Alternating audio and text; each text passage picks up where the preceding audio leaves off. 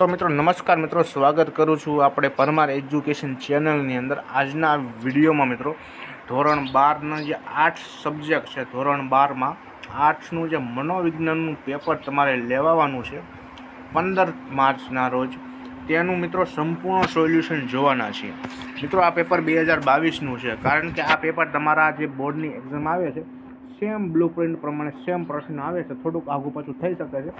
આ પેપર તમે સોલ્વ કરશો એટલે 100% ગેરંટી લઉં છું કે 50થી અપ માર્ક જશે અને એમાં પાસ પણ થઈ જશો। મિત્રો આ હું તમને ખાલી અનુમાન કરીને લગાવું છું, રિયલમાં આવું થાય તો મિત્રો ભવિષ્યમાં તમારે મારી ચેનલને સબસ્ક્રાઈબ કરી નાખજો।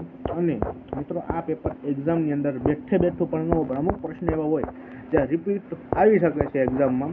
તો વિભાગ એ મિત્રો સૌથી પહેલાં શરૂઆત કરીશું। વિભાગ એમાં તમને 20 MCQ ટાઈપના વિકલ્પ પ્રશ્ન પૂછવામાં આવેલા છે, જેમાં પહેલો MCQ પૂછવામાં આવેલો છે કે કયા મનોવૈજ્ઞાનિકના ગંધના 6 પ્રકાર આપ્યા છે, તેમાં જવાબ આવશે હેનિંગ। ત્યાર પછી બીજો MCQ જોવી। બીજો MCQ પૂછવામાં આવેલો છે કે ત્વચા દ્વારા કેટલા પ્રકારના સંવેદનાનો અનુભવ થાય છે, તેમાં આવશે 4। ત્રીજો પ્રશ્ન, થોર્નડાઈકના બિલાડી પરના પ્રયોગોમાં બિલાડીને કેટલા પ્રયત્ને શિક્ષણ મળ્યું હતું, 24। કોહલરે કયા પ્રાણી પર પ્રયોગ કર્યા હતા, એમાં આવશે ચિમ્પાન્જી। 5મો MCQ પૂછવામાં આવેલો છે કે કેટલી બુદ્ધિ ક્ષમતા ધરાવનાર વ્યક્તિનો સમાવેશ સામાન્ય કક્ષામાં થાય છે, એમાં આવશે 90 થી 109। 6થો MCQ પૂછવામાં આવેલો છે કે રેવનની બુદ્ધિ કસોટી કઈ સાલમાં રચવામાં આવી હતી, તો ઈસવીસન 1936માં રચવામાં આવેલી હતી। મનોવલણો જન્મજાત પરંતુ કેવા હોય છે, સંપાદિત। પછી 8મા MCQ પૂછવામાં આવેલો છે કે માનવીના મનમાં રૂઢ થયેલા ખોટા ખ્યાલોને શું કહે છે। એક વાક્યમાં આવા પ્રશ્નો આવી જાય તો તમારે આનો જવાબ યાદ રાખવો પડે, પૂર્વગ્રહ। માનવ જાતને ભારતની અપ્રતિમ ભેટ કઈ છે, ધ્યાન અને યોગ। 10મો MCQ છે વોલ્ટર કેનને શારીરિક પ્રતિક્રિયાનું મોડલ ક્યારે રજૂ કર્યું હતું, તેમાં આવશે 1920। હિમચીલાનું ઉદાહરણ કયા ખાલ સાથે સંબંધિત છે, એમાં આવશે ચેતન અચેતન મન। 12 અજ્ઞાન કે ભાન પણ અહમને ટકાવી રાખવાની પ્રયુક્તિ, જો મિત્રો એક વાક્યમાં આવું પૂછે, એક વાક્યમાં, તો તમારે બચાવ પ્રયુક્તિ એમાં લખવાનું છે। અસરકારક સલાહના લક્ષણો કોને દર્શાવ્યા છે, તેમાં આવશે પેટરસન। મહર્ષિ મહેશ યોગી દ્વારા કયા ધ્યાનનો પ્રચાર થયો છે, તો ભાવાતીત। ભાવાભીત નહીં, ભાવાભીત તમે લખશો તો ખોટું પડશે, ભાવાતીત લખવાનું રહેશે। 15મો હવાના પ્રદૂષણને લીધે કઈ બીમારીનું પ્રમાણ વધુ, તો મિત્રો આમાં શ્વસન તંત્રના રોગો આવશે। પણ મિત્રો આ એક્ઝામની અંદર આપેલ તમામનું એક ઓપ્શન જો આવેલો હોય તો આ ઓપ્શન કરેક્ટ છે, કારણ કે આમાં બધા રોગો થતા હોય છે। ઓકે વિદ્યાર્થી મિત્રો, નવનીતમાં તમે જોશો તો આ જે 8મો પાઠનો જે MCQ છે નવનીતમાં આપેલ તમામ જવાબ આપ્યો છે।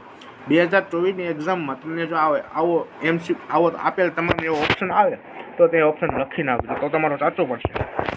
16મો પ્રશ્ન કે રેફ્રિજરેટરમાં કયા વાયુનો ઉપયોગ થાય છે, અથવા તમને એમ પૂછી શકે એક વાક્યમાં કે ફ્રીજરેટરમાં કયા વાયુનો ઉપયોગ થાય છે, તો CFO પણ તમે લખી શકો છો અને ક્લોરોફ્લોરોકાર્બન પણ તમે લખી શકો છો। 17મો MCQ પૂછવામાં આવેલો છે કે 2 અથવા 2થી વધુ વ્યક્તિની વચ્ચેની મોઢામોઢની વાતચીત એટલે શું।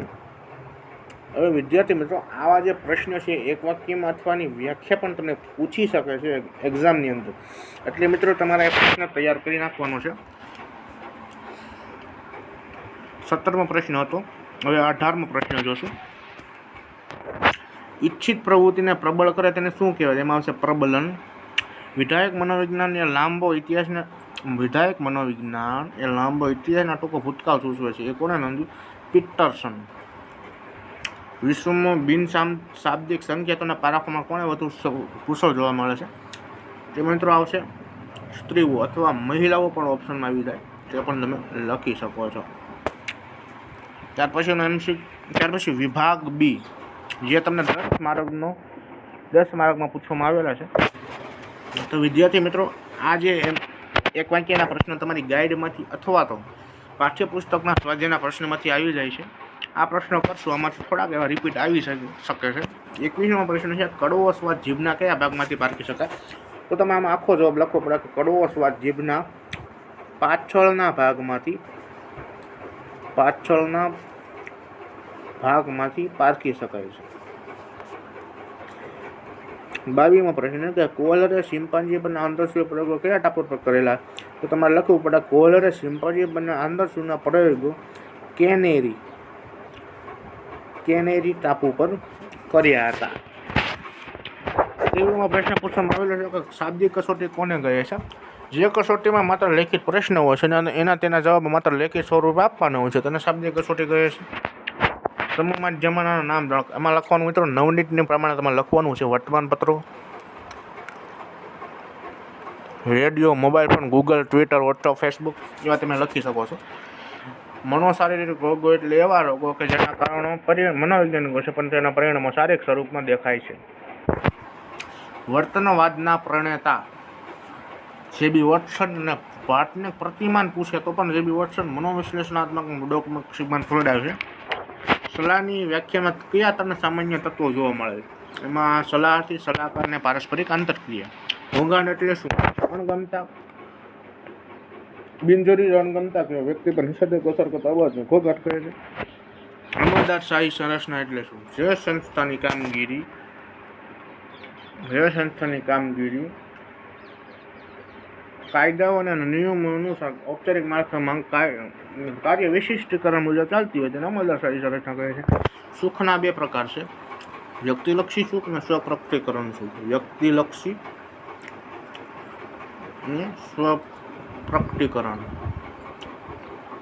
આ બે નામો સુખના છે. ત્યાર પછી વિભાગ સીમાં મિત્રો આમાં ખાલી તમારા મુદ્દા લખવાના છે.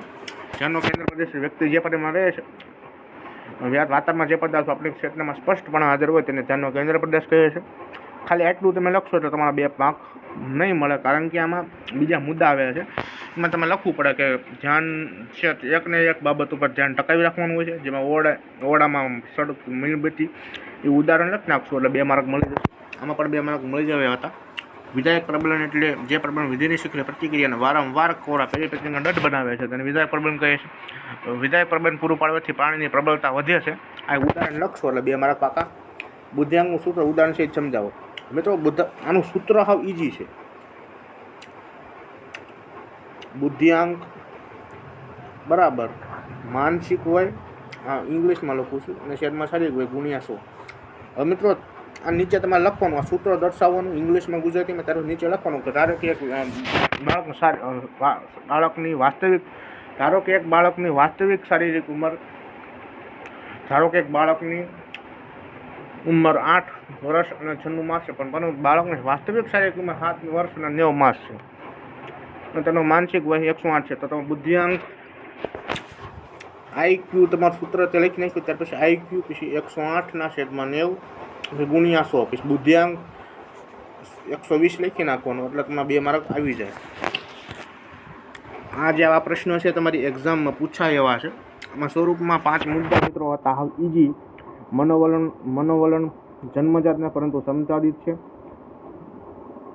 ત્યાર પછી મનોવલણ વ્યક્તિ કે વસ્તુના સંદર્ભમાં હોઈ શકે છે. મનોવલણ મોટાભાગે કાયમી હોય છે. મનોવલણ વ્યક્તિ તરફ જૂથરપેક્ષ છે. 4 મુદ્દામાં લખવાના હતા. 5 પ્રશ્ન ઈઝી થઈ ગયા.